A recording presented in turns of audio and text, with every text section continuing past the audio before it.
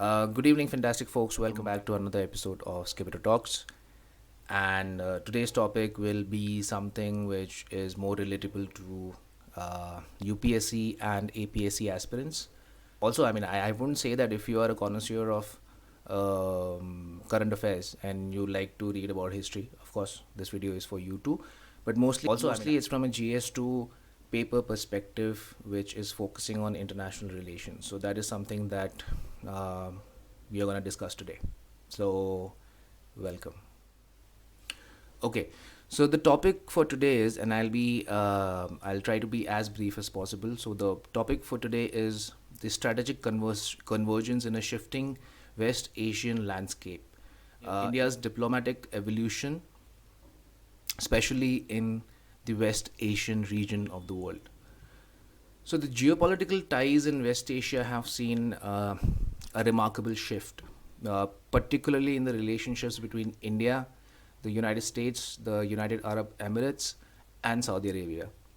A recent meeting between Saudi Crown Prince Mohammed bin Salman, also known as MBS, and the national security advisors of India, the US, and the UAE underscores a significant convergence in foreign policy amongst these nations.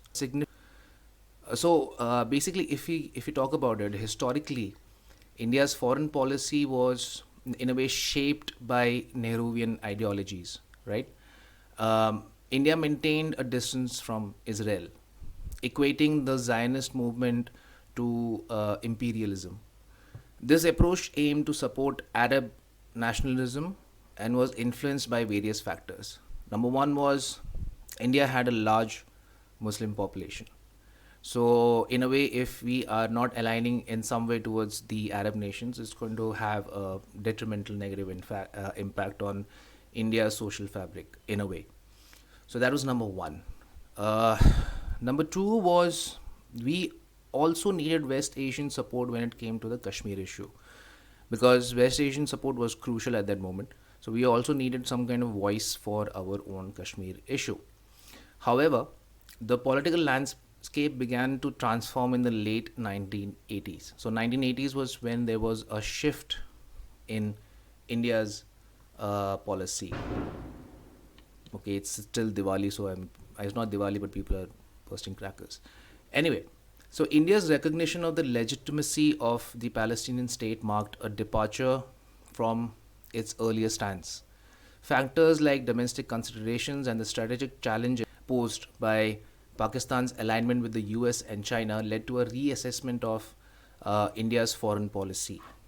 So, dhire dhire, slowly but surely, the transformation began getting momentum after the current ruling party came to power.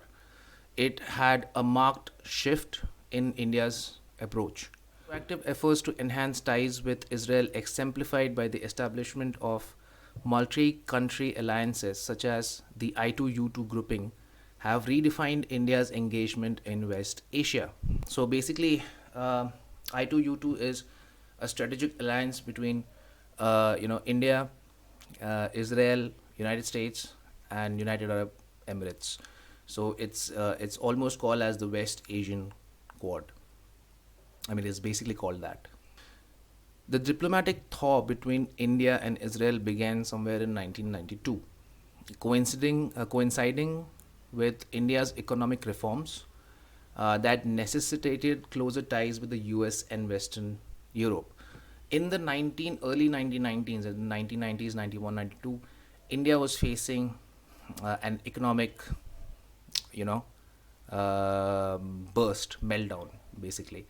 I think, if I'm not wrong, PM Manmohan Singh, that time was the finance minister, and we had to do a lot of reforms to secure international aid and bailout. So, because of that, we had to adhere to some standards which were called as the LPG standards. So, one of the key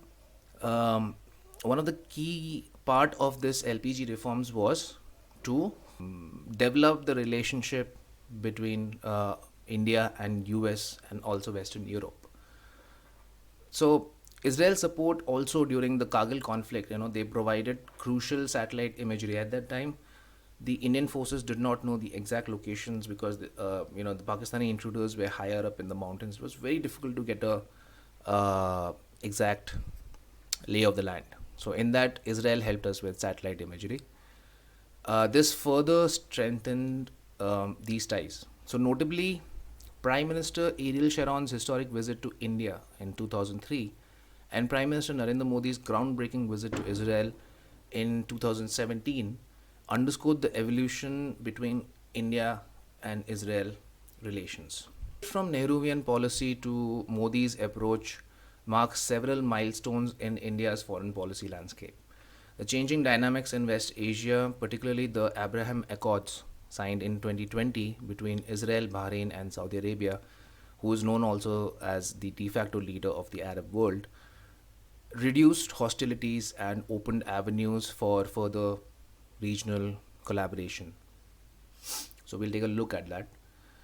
The convergence among India, the US, and the UAE and Saudi Arabia is emblematic of the evolving geopolitical realities. The I2U2 grouping, often referred to as the West Asian Quad, symbolizes a strategic alignment with shared concerns, regional security, terrorism, and mutual interest. So, I mean, if you look at the logical conflict between, I mean, if you compare the conflict between India, not between what India is facing and what Israel is facing, it's kind of the same. Israel has a hostile neighborhood. India also has a hostile neighborhood. Israel suffers with terrorism, you know, and India also suffers from terrorism. So there are a lot of kind of mutual reflections of each other when it comes to the present situation. So this diplomatic realignment has allowed India to navigate its relationship deftly, balancing ties between Israel and the Arab nations. It signifies a departure from the past paradigm, showcasing India's adaptability in an ever changing global landscape. Uh, so basically, the convergence between these nations signals not only strategic interests but also the evolving nature of global alliances. As India recalibrates its foreign policy, it stands poised to form deeper relationships that transcend historical boundaries and redefine regional dynamics. This evolution underscores India's commitment to securing its interests while fostering mutually beneficial relationships in a rapidly changing world. See, when it comes to foreign policy always changes at time. I mean, if you look at the answers from our present foreign minister S.J. Shankar, how he, when mostly I would say West-centric reporters, when they ask questions about why is India still taking fuel from Russia or the POK or any other issue, or even like when US put sanctions on India for its Smiling Buddha operation, the nuclear test, and many other things. They also in the 1960s, if I'm not wrong, there was acute shortages of food, and this was basically because of the suspension of the PL 480 program by US. So when they suspended the food aid, India faced an acute crisis of food grains, which led to large scale hunger and death.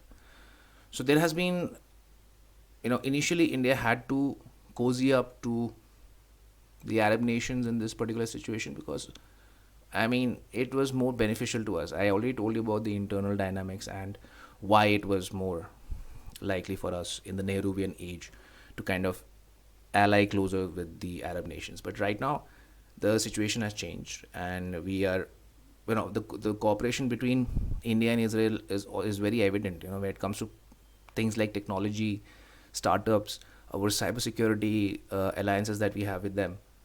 Yes, slowly we are leaning towards a West Asian uh, policy or approach to the West Asian issues, being on the side of Israel, I would say, or being historically non-aligned.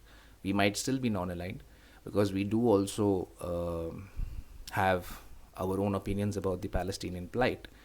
But having said that, it doesn't make sense to kind of throw away relationships with a very important country like Israel, which historically has been a formidable force in the West Asian region. There is a obviously we will discuss about it, but when it comes to like how Iran has a proxy war with Israel.